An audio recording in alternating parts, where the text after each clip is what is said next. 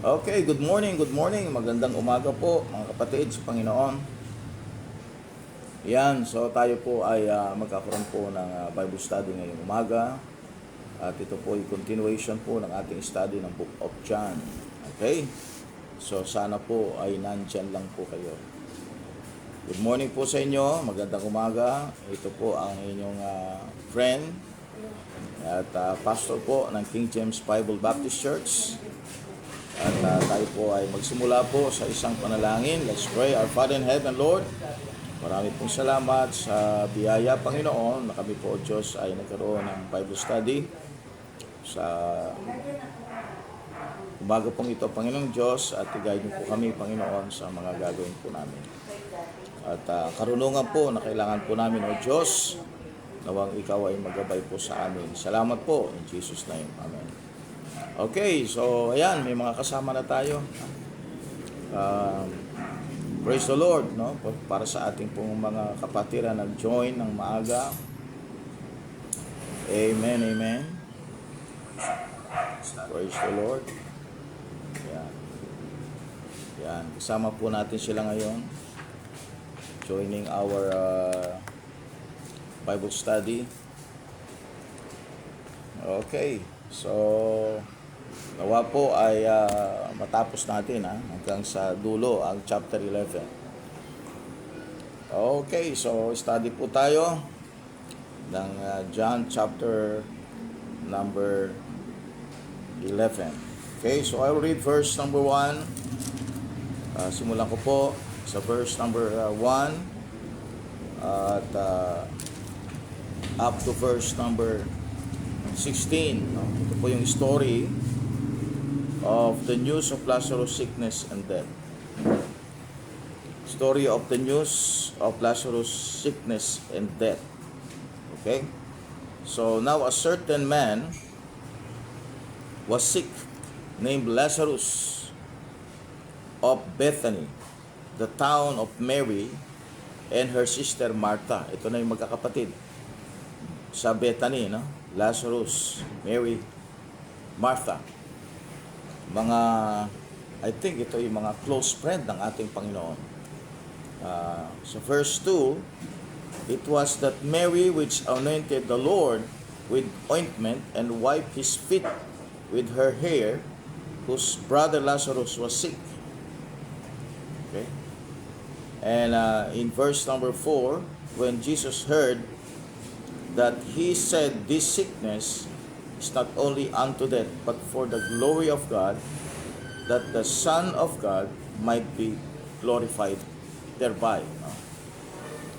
So, sinabi dito yung reason ng sickness. Sabi niya, this sickness is not unto death.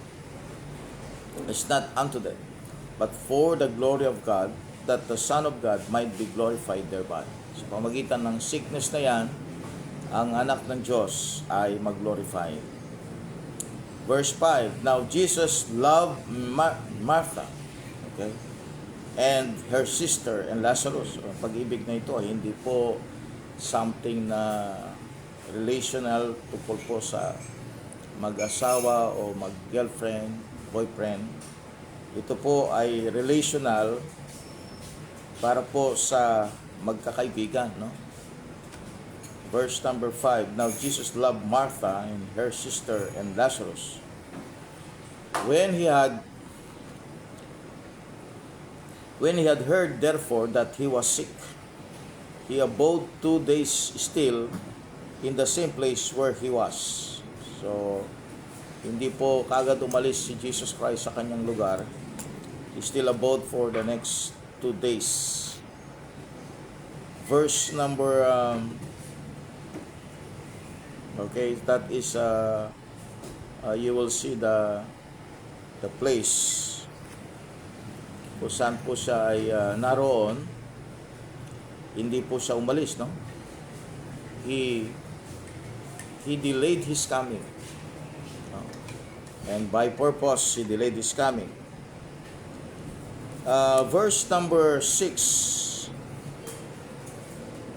will give us an illustration of God's delay in answering prayers. God allows delays for, number one, give us more than what we ask. Verse 21 and up to verse 26. Give us more than what we ask. Verses 21 to 26. Number 2 is manifest the power of God for His glory. Verses 39 to 40. And number 3 is strengthen and deepen our faith in Him. Verse 15. And then number 4, teach us humility. Verses 32 to 35.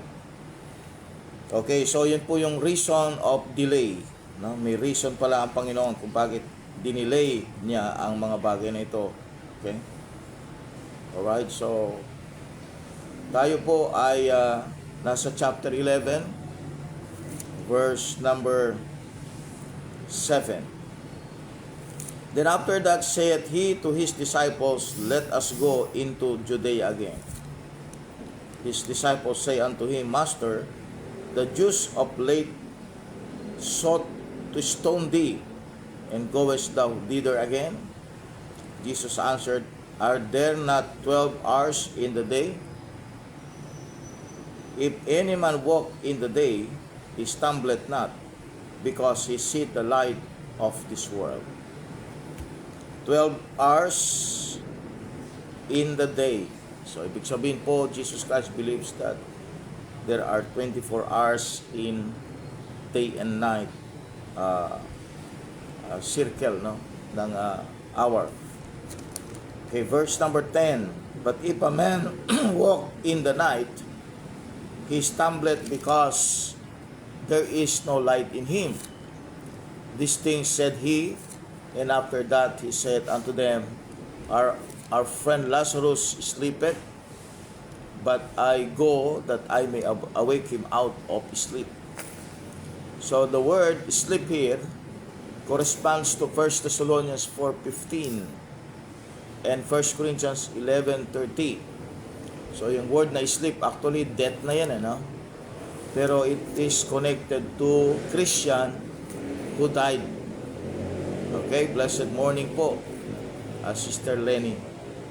So verse 11 speaks of sleeping, not the sleeping na yung taong nakatulog, nagpahinga, nakatulog.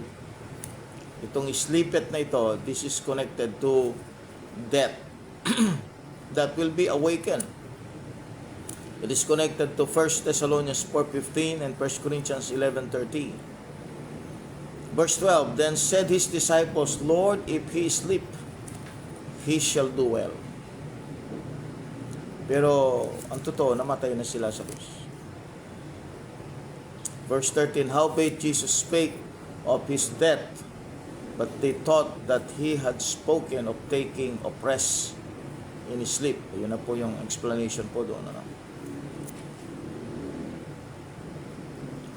Then said Jesus unto them, Plainly, Lazarus is dead. Alam na ni Jesus Christ na patay na si Lazarus. Verse number 15. And I am glad for your sakes that I was not there, to the intent ye may believe. Nevertheless, let us go unto him. Then said Thomas, alam natin si Thomas, diba, sa John chapter 20. Ito yung absent nung nagpakita ang Panginoon at nagpakita ulit. So nakita ni Thomas ang resurrected body ni Christ. Ito yung Thomas na ito. Verse 16, Then said Thomas, which is called Didymus, unto his fellow disciples, Let us also go, that we may die with him. Grabe na. That we may die with him. Kasi nga po, may sinabi dito kanina, sa verse 8, His disciples say unto him, Master, the Jews of late sought to stone thee, and goest thou thither again? Sabi ni Thomas, let us go, that we may die with him. So, sino kaya sa ating panahon ngayon na gano'n, na willing na talagang ibigay ang buhay, gagawa sa Panginoon Diyos, na kahit po in spite of threat, no, death threat, gagawin pa rin. Now, that's something. That's faith. That's a strong belief in the Lord. Now, let's see the resurrection and the life. Here, na ito, hindi lang illustrated, kundi talagang ipinakita, it was shown that these things will happen.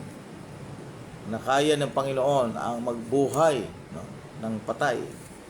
Verse 17, then, when Jesus came, he found that he had lain in the grave 4 days already. Nasa libingan na. No? Hindi na naabutan sa bahay. Now, Bethany was nigh unto Jerusalem. Malapit lang pala ang Bethany sa Jerusalem. About 15 furlongs off. No? About 15 miles.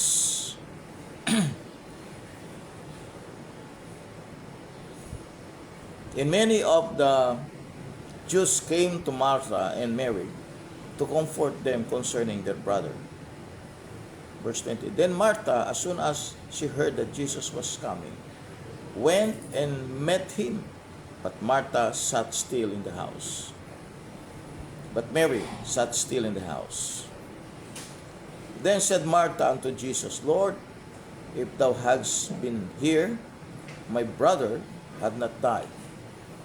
So this will give you the understanding that wala pong namamatay sa harapan ng Panginoon. No one will die in front of the Lord. Sa Luke chapter 23, may namatay ito ang katabi ng Panginoon. But nangyari pong namatay po yung malefactor, yung robber, after Jesus Christ died.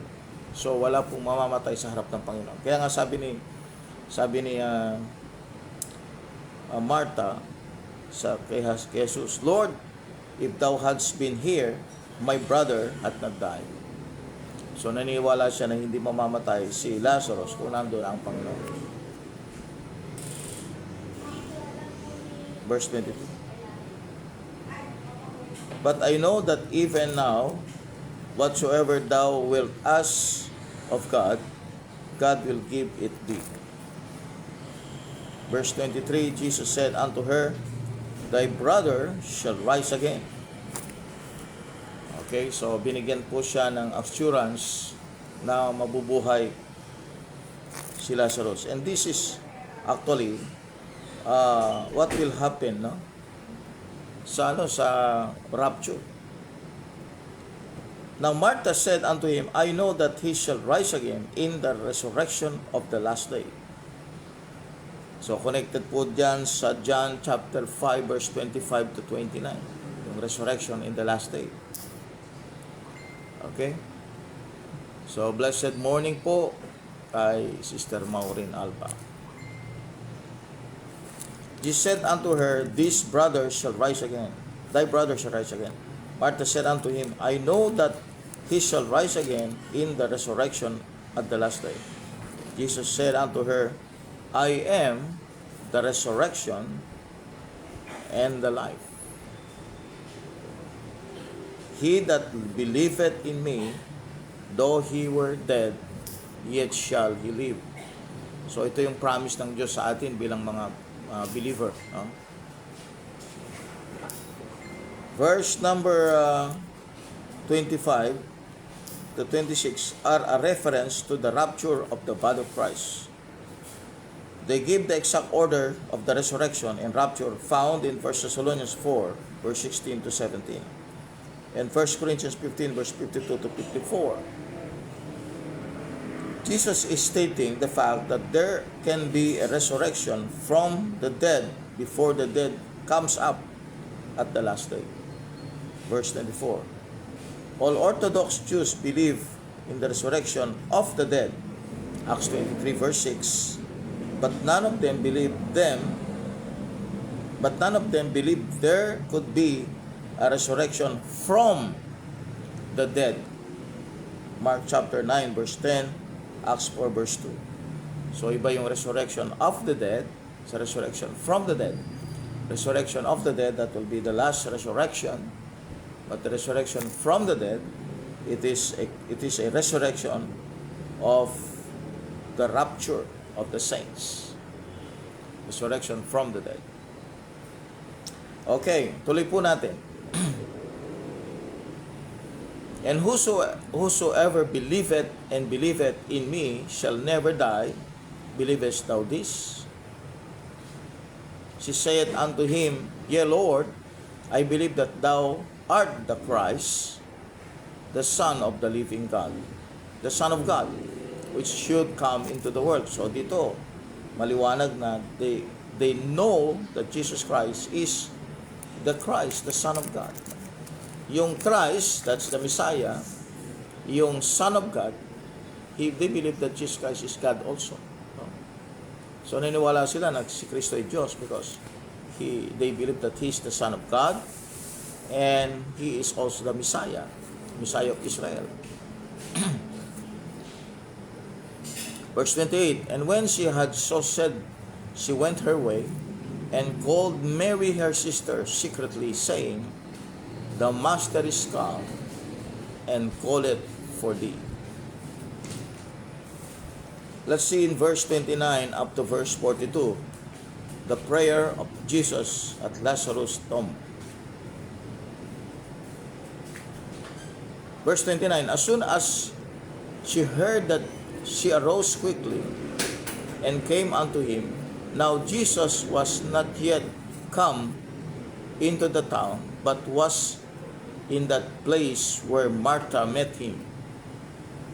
The Jews then, which were with her in the house, and comforted her, when they saw Mary, that she rose up hastily, and went out, followed her, saying, She goeth unto the grave to weep there. Then when Mary was come where Jesus was, and saw him, she fell down at his feet, saying unto him, Lord, if thou hadst been here, my brother had not died. So, na-meet ni Martha si Jesus. Ngayon, si Mary naman, minit niya si Jesus. Umiyak si Mary, of course, sapagkat po, alam nila na hindi sana mamamatay si Lazarus kung nandun si Jesus Christ. Verse 33, When Jesus therefore saw her weeping, and the Jews also weeping, which came with her, he groaned in the spirit and was troubled. This is the human part of the Lord Jesus Christ. No? He's 100%, as we say, 100% God and 100% man. Verse 34, he said, Where have ye laid him? They said unto him, Lord, come and see. Now, tignan po nito. No? Verse 35, Jesus wept. Jesus wept. This verse is the shortest verse in the English Bible. The shortest verse in the Greek text is 1 Thessalonians 5:16, which has 14 letters. John 11:35 in the Greek text has 16 letters. Okay, Jesus wept. Umiyak ang Panginoon para sa kanyang mga kaibigan. Verse 36, Then said the Jews, Behold, how he loved him. True. No? Pagkat naiyak ang Panginoon sa pagkawala ni Lazarus. 37, And some of them said, Could not this man, which openeth the eyes of the blind, have caused that even this man should not have died? Okay. Pagkat nakita nila, paano po siya magpagaling ng mga bulag.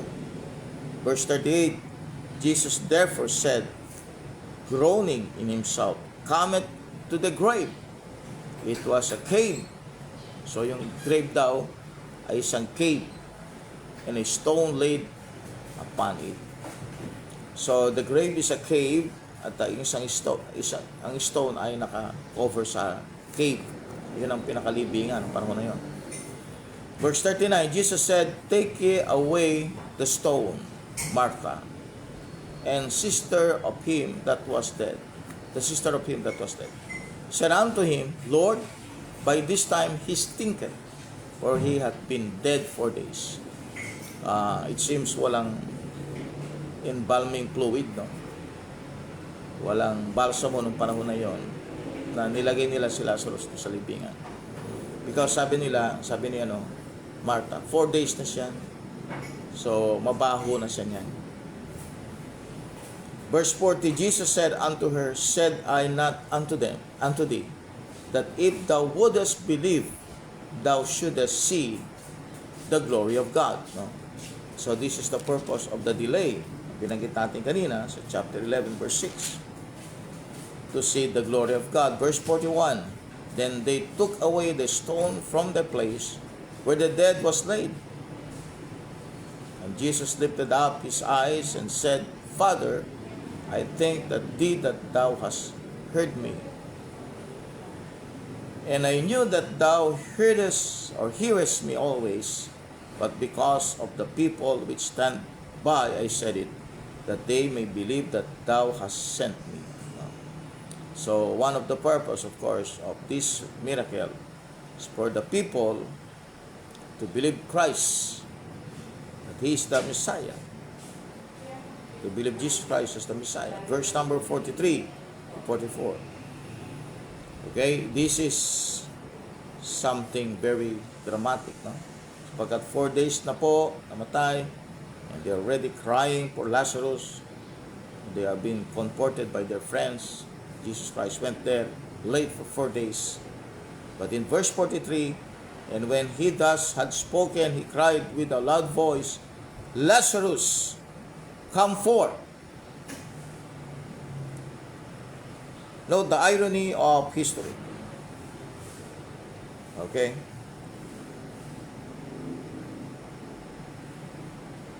Verse 44, and he that was dead came forth, bound hand and foot with grave clothes, and his face was bound about with a napkin. Jesus said unto them, loose him and let him go.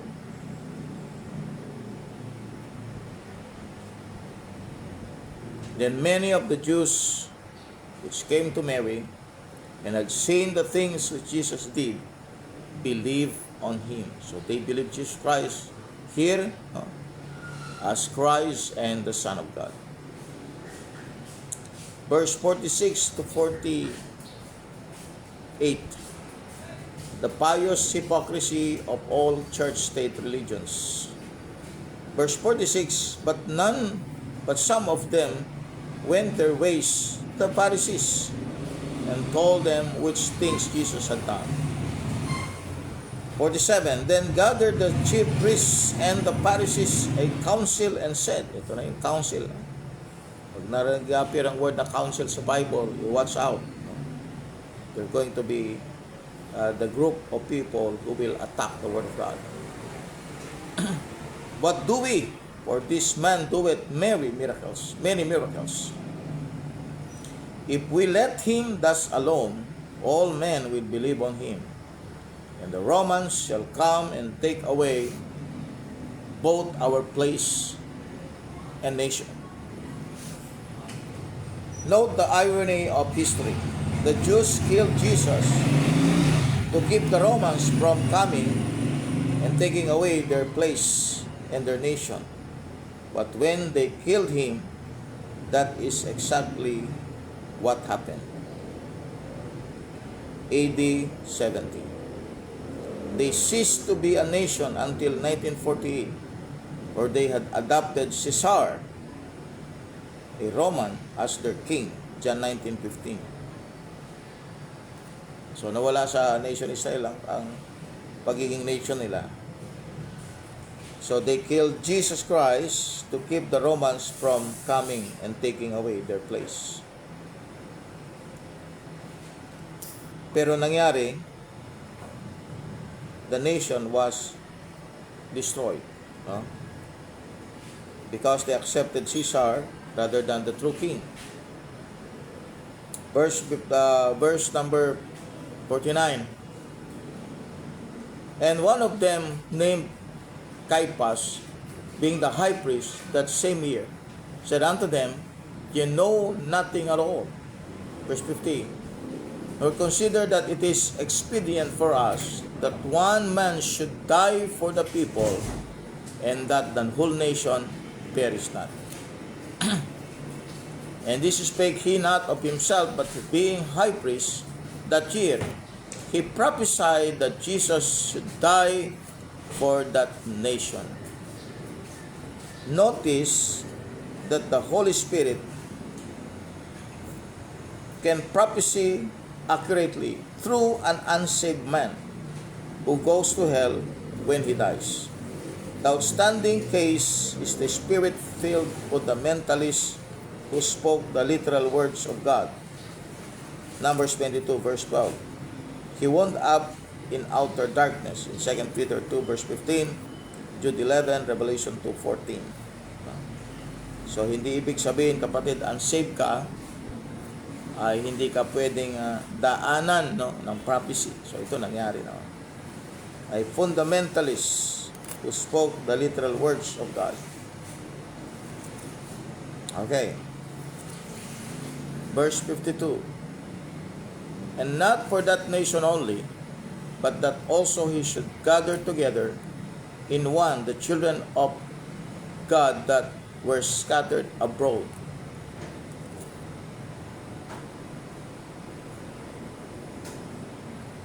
Verse 53, then from that day forth, they took counsel together for to put him to death. So ito na, nag-i-increase na yung nag-i-increase na yung